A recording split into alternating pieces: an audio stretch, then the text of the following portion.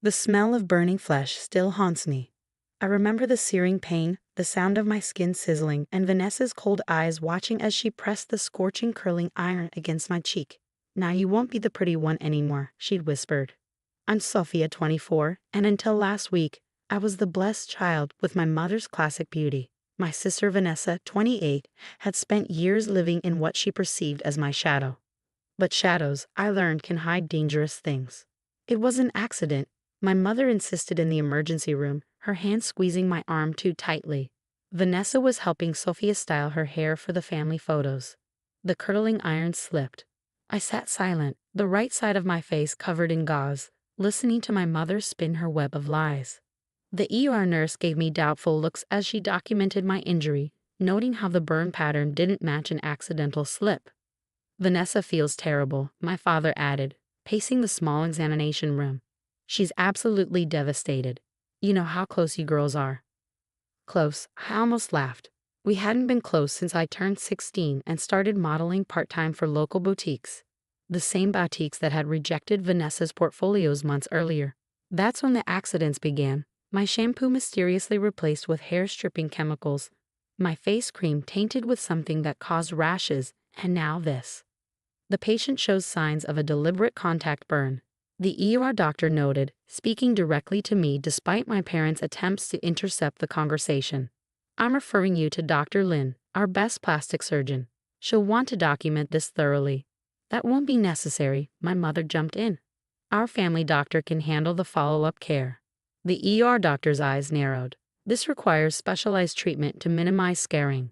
Dr. Lind is your best option." He handed me, not my parents, the referral card. "She's expecting you tomorrow morning." That night, back at my apartment, my phone buzzed constantly with family messages. "Mom, please, sweetie, think about Vanessa's future. A report like this could ruin her career prospects." "Dad, we're family. We handle things internally." "Vanessa, I'm so sorry, Soph. You know I'd never hurt you intentionally. Please don't make this bigger than it is." I touched the bandage gently, wincing at the pain. In the bathroom mirror, I could see edges of the burn extending beyond the gauze, a perfect straight line that no accident could create. The next morning, I arrived at Dr. Lin's office alone, having turned off my phone to avoid more family pressure. The waiting room was serene, with soft music and gentle lighting that somehow made me feel safer than I felt in years. Sophia, a petite woman in her 40s, appeared, wearing a white coat with Dr. Emily Lin Plastic and Reconstructive Surgery embroidered on it. "Come with me." Her office was warm and professional, with walls lined with before and after photos of her work. But what caught my eye was a small poster about burn trauma and domestic violence. "Let's take a look," she said gently, putting on gloves. As she removed the bandage, her experienced fingers traced the edge of the burn without touching it. "Can you tell me exactly how this happened?" I opened my mouth to repeat the rehearsed story about the accident, but something in her kind, knowing eyes made me pause. "Take your time," she said, photographing the injury from different angles. "But know that burn patterns tell their own story. This," she pointed to the screen showing the close-up images, "is a deliberate contact burn. The pressure was sustained and consistent. No slip or accident creates this pattern." My hands started trembling in my lap. "Your ER report mentions a sister," Dr. Lin continued, her voice careful but firm. "And parents who were very involved in explaining the injury. They want to handle it privately," I whispered. "And what do you want, Sophia?" That question, so simple yet so foreign, broke something inside me. No one had asked what I wanted. Not when Vanessa's accident started, not when my parents covered for her, not even last night as they bombarded me with messages protecting her interests. My voice cracked, I want it to stop. Dr. Lin sat down, placing her iPad on the desk. "What I'm seeing here is a deliberate injury that requires documentation. As a mandated reporter, I have obligations. But more importantly, as your doctor, I'm concerned about both your physical and emotional safety." "My family won't support this," I said, voicing my biggest fear. "They don't have to," she replied firmly. "You're an adult, and this is your face, your life, and your choice. I can help you heal this burn and minimize scarring, but only you can decide if you're ready to address why it happened." She pulled out a card with another name on it, a trauma counselor specializing in family violence. "The choice is yours, Sophia. But know that whatever you decide, my medical documentation will reflect the truth of what happened to you. For the first time since the curling iron touched my skin, I felt a flicker of something beyond pain and fear. It felt like hope. Dr. Lynn started preparing her examination tools, and I realized we were at a crossroads. Behind me lay years of family secrets and excuses. Ahead lay an uncertain path, but one where at least the truth wouldn't be burned away. Dr. Lynn, I said, my voice stronger now, I'd like to tell you what really happened. Dr. Lynn's office became my sanctuary as I detailed every accident Vanessa had orchestrated over the years. The chemical burns from tainted beauty products, the mysterious cuts on my modeling portfolios, the misplaced medications that left me sick before important castings. These photos will be part of your medical record, Dr. Lynn said, documenting every angle of the burn. The pattern shows at least 15 seconds of sustained contact. This was no accident. My phone, which I turned back on briefly, exploded with notifications. Vanessa had posted on social media, devastated about my sister's accident. Family is everything, praying for quick healing. The comments were flooding in, people praising her for being such a caring sister. Your sister is creating her narrative, Dr. Lynn observed, noting my expression. Common tactic, controlling the story before the truth comes out. A text from my mother made my hand shake. Vanessa's having a breakdown over this. She's threatening self-harm. You need to come home now. They're using guilt, I whispered, showing Dr. Lynn the message. They always do this. It's manipulation, she stated firmly, reaching for her office phone. And if your sister is truly threatening self-harm, the proper response isn't to cover up what she did. It's to get her professional help. She dialed a number. Detective Rivera, the case we discussed this morning. The patient's ready to talk. Within an hour, Detective Sarah Rivera sat in Dr. Lynn's office, her kind but professional demeanor helping me feel secure as I filed my report. The burn was just the latest in a pattern, I explained.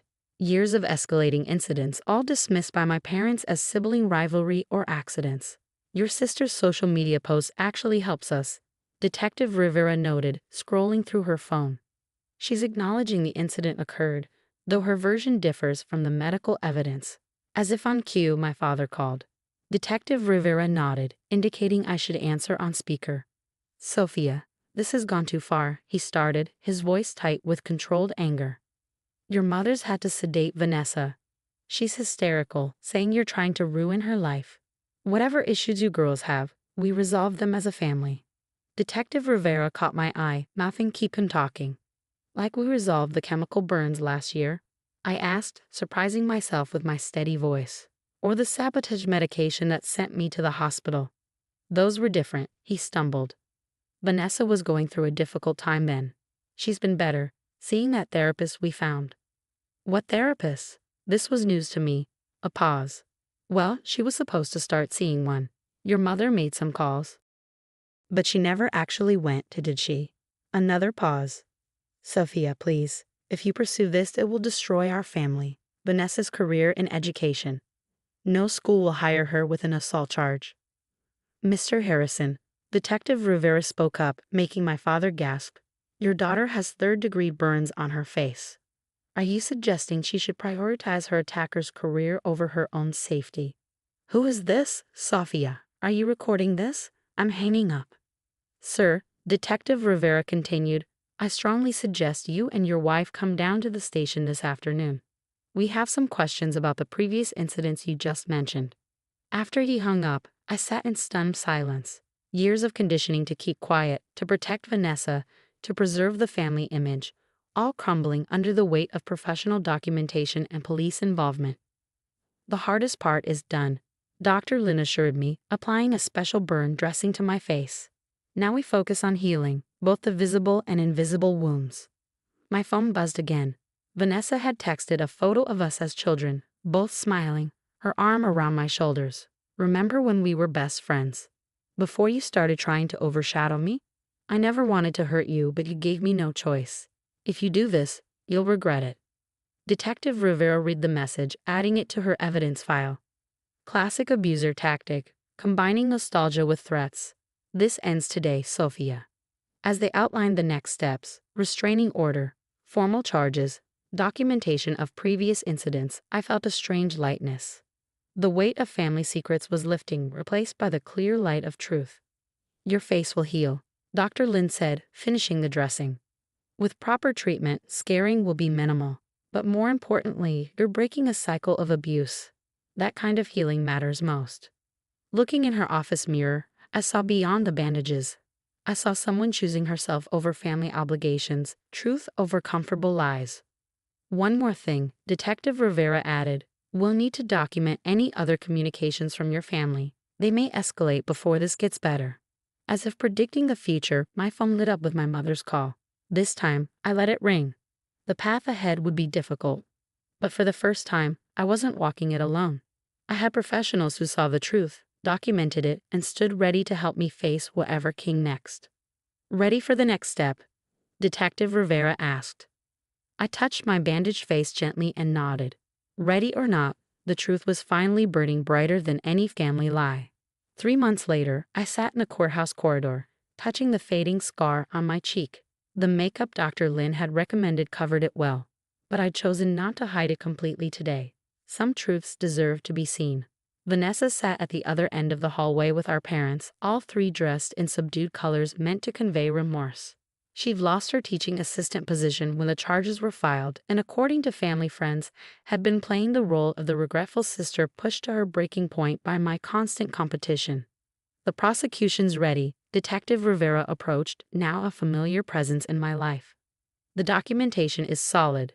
Dr. Lin's medical evidence, the historical pattern, your parents' recorded attempts to cover it up. Are you ready to face them? Before I could answer, my mother made one last attempt, breaking protocol to hurry over. Sweetheart, please. We can still fix this as a family. Vanessa's been seeing a real therapist now, making progress. She's written you a letter. Mrs. Harrison. Detective Rivera intercepted. Return to your seat or you'll be removed from the courthouse. I'm her mother, she hissed. You've turned my daughter against her own family. No, Mom. I stood up, my voice carrying in the quiet hallway. You did that when you chose to protect Vanessa instead of me, every time. The courtroom doors opened and we filed in. My parents sat directly behind Vanessa, a united front of denial. But they weren't the only family present today. Dr. Lin sat behind me, along with Sarah from the survivors group she'd recommended. Over the past months, they'd become my new support system, showing me what healthy support actually looked like. The proceedings began, and the prosecutor methodically presented the evidence. Dr. Lin's detailed medical documentation, photos of previous injuries, text messages, and social media posts showing Vanessa's manipulation. Police reports from accidents I'd been too afraid to pursue before. When Vanessa took the stand, she played her part perfectly. Tears welling up, she spoke about feeling overshadowed, about mental health struggles our parents had ignored, about how she'd just snapped that day with a curling iron. And do you regret your actions? Her lawyer asked. Every day, she whispered, looking at me with practiced remorse. I love my sister. I needed help, and no one saw it. It was a masterful performance. I'd almost believed such speeches myself many times before. But Dr. Lin's hand on my shoulder grounded me in reality. Then it was my turn. I walked to the stand, feeling Vanessa's stare, my parents' desperate gazes. Ms. Harrison, the prosecutor began, please tell the court about the day of the assault. I took a deep breath and told the truth. All of it. The years of escalating violence. The careful manipulation. The way she'd watched my skin burn, making sure the iron left a permanent mark. She said, now you won't be the pretty one anymore. I testified, my voice clear. And my parents told me to say it was an accident, like always. The judge's verdict came down like a thunderbolt. Guilty of assault with intent to cause grievous bodily harm. Mandatory psychiatric evaluation. 2 years probation. Restraining order made permanent. My parents wept. Vanessa's composed mask cracked, showing the rage beneath. But I felt only relief. Outside the courthouse, my mother made one final plea. You've destroyed our family, she accused. No, Dr. Lin stepped in, her presence protective. You destroyed it by enabling abuse. Sophia's just refusing to pretend anymore. Dad pulled Mom away, following Vanessa and her lawyer. They looked small somehow, their world of secrets and lies shrinking in the sunlight. Ready to go? Detective Rivera asked. The survivors group meets in an hour. Sarah's driving. I touched my scar again, feeling its smoothness under my fingers. Dr. Lin's skilled treatment had minimized the physical damage, but its presence reminded me of my strength. You know, I said, watching my biological family drive away. I used to think being pretty was what made me valuable. Vanessa thought so too. That's why she targeted my face. And now? Sarah asked, understanding in her eyes. Now I know my value isn't in my face. It's in my courage to speak truth, even when it cost me everything I thought was family. Dr. Lin smiled. That's the kind of healing that lasts forever. We walked to Sarah's car together. Detective, doctor, survivor advocate, and me. An unlikely family formed through trauma and truth, but stronger than the bonds of silence that had held me for so long. My phone buzzed. A text from my mother. When you're ready to apologize to your sister, we'll be waiting. I deleted it without responding. Some bridges need to burn so you can build better ones. Let's go, I said to my new support system. I've got a different family waiting for me now. As we drove away from the courthouse, I caught my reflection in the car window. A scar was visible, a silver line of truth on my cheek, but my eyes were clear and bright, no longer shadowed by secrets. I was no longer the pretty one or the family scapegoat. I was simply myself, scarred, strong, and finally, irrevocably free.